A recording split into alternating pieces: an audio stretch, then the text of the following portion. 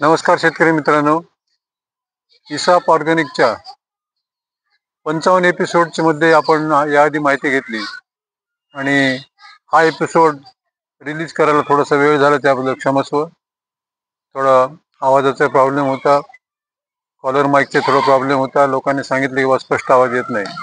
तर या 56व्या एपिसोडमध्ये आपण बघत आहोत की याआधी आपण तणाबद्दल, जसं तण हे जमिनीचे सख्खे मुलं आहेत आणि आपले पिकं, कापूस म्हणा, ऊस म्हणा, हळद म्हणा, हे सावत्र पिकं आहेत. याच्याबद्दल आपण थोडं विवेचन ऐकलं होतं. आणि मुख्य प्रिन्सिपल ज्या इसाप शेती पद्धतीचा आहे, ज्याला आपण इंग्रजीमध्ये इंटिग्रेटेड सस्टेनेबल ॲग्रिकल्चर प्रॅक्टिसेस म्हणतो, त्यामध्ये मुख्य प्रिन्सिपल असा आहे, ज्या आधारावर ही पूर्ण शेती पद्धती विकसित करण्यात आली आहे, ती म्हणजे निसर्ग आपल्या बांधावरची कोणतीही वनस्पती, जंगलातली कोणतीही वनस्पती जी वाढवतो, त्या ठिकाणी कोणीही नांगरट करत नाही, कोणीही तणनाशक मारत नाही, कोणीही रासायनिक खत टाकत नाही, कीडनाशक मारत नाहीत, रोगनाशक मारत नाहीत, तरी पीक उत्पन्न छान येते, कीड रोग आपोआप कंट्रोलमध्ये येतात. तर या प्रिन्सिपलवर आधारित ही पद्धती आहे. आणि या ज्या तत्वावर निसर्ग ती वनस्पती वाढवतो, त्या तत्वाचा आधार घेऊन आपण शेतातले पिकं कशा पद्धतीने वाढवू शकू, इकॉनॉमिकली फायदेशीर पद्धतीने, जास्त फायदा होईल या पद्धतीने, या तत्वावर आपण ही पद्धती विकसित केली. आणि या एपिसोडमध्ये जे तणाचा आपण 4-5 एपिसोड घेणार आहोत तणासंबंधी, कारण मजुराचा खूप प्रॉब्लेम आहे, तणनाशक वापरावंच लागतंय. आणि ते खरंही आहे शेतकऱ्यांचं म्हणणं, मजुरांची संख्या वरच्यावर कमी होत आहे, तणनाशक मारल्याशिवाय गत्यंतर नाही. परंतु तणनाशक न मारता तणाचं व्यवस्थापन कसं करावं, कंट्रोल मी म्हणत नाही, व्यवस्थापन कसं करावं, कारण तण हे अत्यंत उपयुक्त सुद्धा आहेत. त्याचे फायदे आपण मागच्या एपिसोडवर पाहिलेले आहेत, त्याचा उपयोग काय होतो तेही पाहिलेलं आहे. जसं ते मूलद्रव्य पुरवतात आणि फक्त 5% अन्नद्रव्य जमिनीतून घेतात, बाकी सगळं आकाशातून घेतात. त्यामुळे ते स्पर्धात्मक दृष्ट्या पिकाशी ती अन्नद्रव्यासाठी स्पर्धा करतात, हे अर्धवट माहितीवर आधारित आहे. तर आपण या ठिकाणी बघूया की तणाचं व्यवस्थापन आपण कशा पद्धतीने करू शकू. पुढील 2-3 एपिसोड या संबंधित मी सांगण्याचा प्रयत्न करण्यात आहे. तर तो आपल्याला आपण लक्षपूर्वक बघावं, ऐकावं आणि त्याचं अनुसरण करावं. एक गोष्ट लक्षात घ्या, जेव्हा तुम्ही 2025ला असं ठरवलं की आपण यापुढे तणनाशक, रासायनिक खतं अजिबात वापरणार नाही, जेव्हा तुम्ही रासायनिक खतं अजिबात वापरणं बंद कराल, जमिनीला देणं बंद कराल, पेरून बेसल डोस, जे कोणते डोसेस आहेत, रासायनिक खतं बंद केले की शेतातील तणाचा प्रादुर्भाव 60 ते 70% दुसऱ्या तिसऱ्या वर्षी कमी होतो. हे लक्षात घ्या. खतामुळं तणाची वारेमाप वाढ होते, जलद वाढतात, फुलं फळं लगेच लागतात, पुन्हा त्याचं बी खाली पडत राहते आणि त्याचा वाढ झपाट्यानं होते. म्हणजे सगळं पहिला प्रिन्सिपल असा आहे, रासायनिक खतं बंद केली की तणाचा प्रादुर्भाव हळूहळू कमी होतो शेतामध्ये आणि नंतर 60 ते 70 पर्यंत तण येते जास्त, नंतर ते 20-30% तर आपण सहज त्याला कंट्रोल करू शकतो. बरोबर. तर हा स्वतःचा शेतकऱ्याचा अनुभव आहे, मला स्वतःचा हा अनुभव आहे.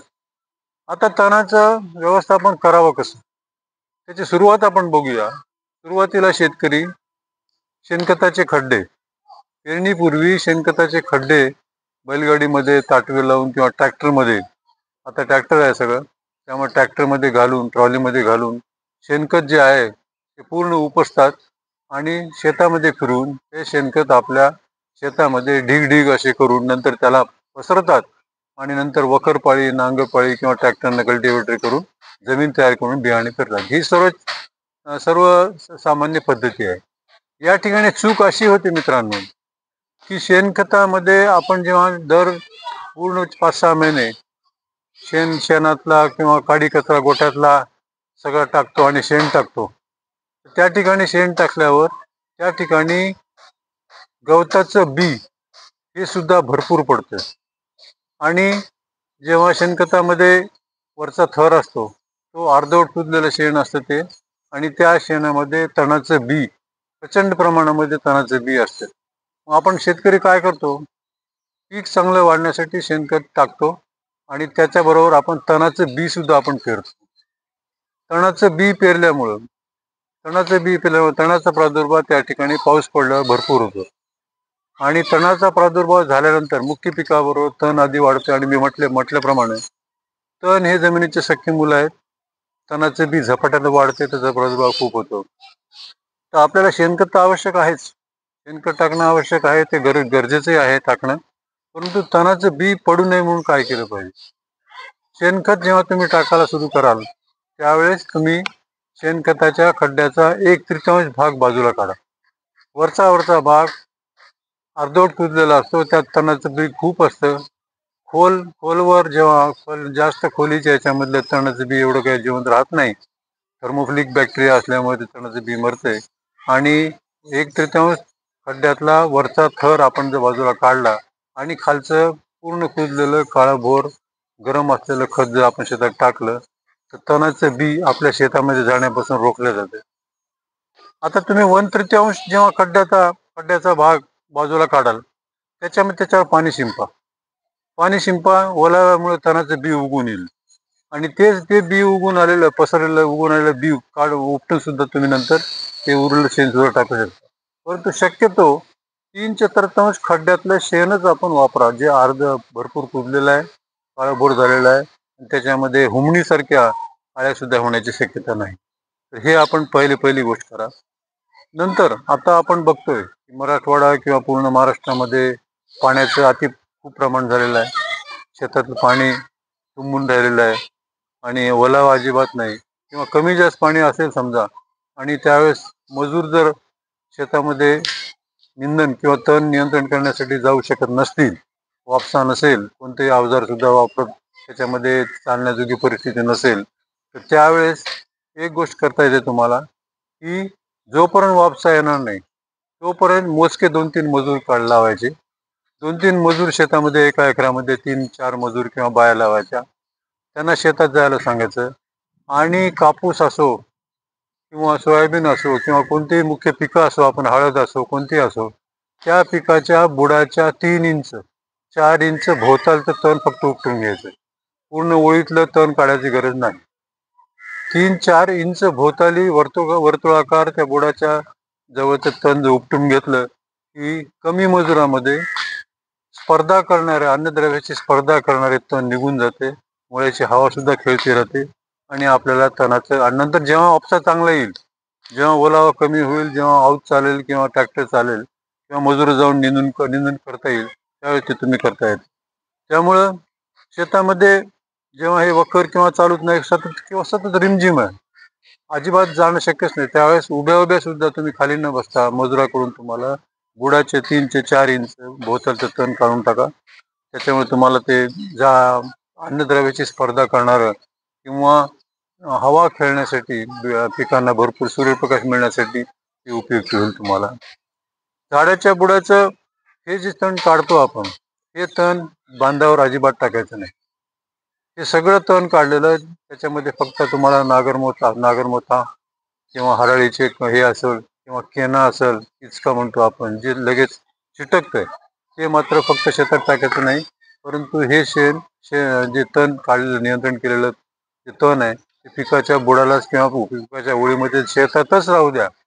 सेंद्रिय कर्ब पुरवण्यासाठी अत्यंत उपयुक्त आहे. ते बायोमास मिळते. गांडुळांना असं हे आवडतंय, कारण हे तेव्हा छोटे ढीग शेताच्या कडेला उभे ठेवायचे जमा करून, आणि नंतर मग ओळीमध्ये किंवा फळझाडं असतील तर फळझाडाच्या बुडाला टाकून द्यायचे. म्हणजे सेंद्रिय कर्ब जमिनीतले वाढायला काम देते. गांडुळांना अत्यंत आवडतं असं अर्धवट कुजलेलं हे तण किंवा बायोमास मिळून गांडुळाची संख्या भरपूर वाढायला तयार होते. पोर्चुलाका नावाचा तण आहे, इचका म्हणतो, हराळी म्हणतो, काशा आहे, केना आहे. हे जे तण आहे हे जागेवर चिटकतात, केना विशेष. हे तण मात्र आपण बांधावर टाकून देऊ शकता, कारण ते झाडाची त्या ठिकाणी पुंजना असला त्याच ठिकाणी चिटकण्याची शक्यता असते. आता बरेच जण म्हणतात तणनाशक मारायचं नाही, तर हराळी, नागरमोथा किंवा सायनिडामडॅक्टिलॉन ज्याला म्हणतो आपण त्याला, तर ते त्याचं नियंत्रण कसं करावं? ज्या ठिकाणी हराळीचा प्रादुर्भाव खूप आहे त्याच्याबद्दल मी पुढच्या एपिसोडमध्ये सांगेन अजून. त्या ठिकाणी तुम्ही खोल नांगरट एकदा करा फक्त उन्हाळ्यामध्ये. खोल नांगरट करून सगळ्या काशा त्याच्या वेचा आणि काशा त्याला जाळून टाकायच्या किंवा त्या ओल्या असतील तर पुन्हा चिटकतात, त्या एकदा काशा काढा. आणि हराळीच्या शेतामध्ये राजगिरा करा, पांढरा राजगिरा, आणि 2 महिन्याने कापून त्याच ठिकाणी तो राजगिरा राहू द्या किंवा ती जागा कधीच उघडी पडू देऊ नका.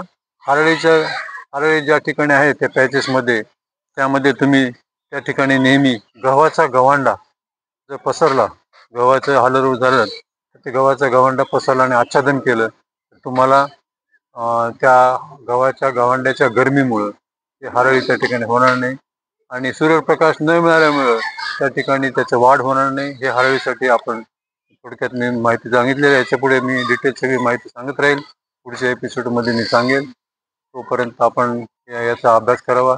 धन्यवाद.